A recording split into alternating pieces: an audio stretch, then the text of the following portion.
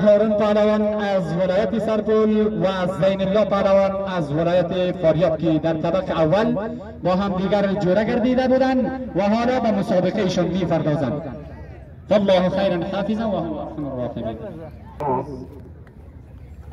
در اینجا لیست روان کرده بودند محترم حاجی سیف الرحمن، حاجی محمد الله خوجایی قزاقی، حاجی قدرت الله عطالیچی و حاجی نصیب الله مالکی و امام الدین الله قزاق.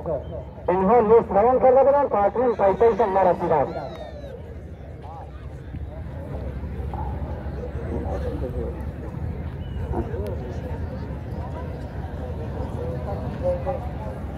و هارون پهلوان که از ولایت سرپل با هم دیگر در طبق اول جوره گردیده بودند.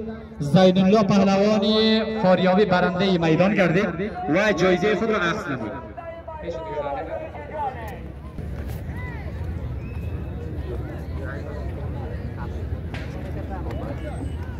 از طرف محترم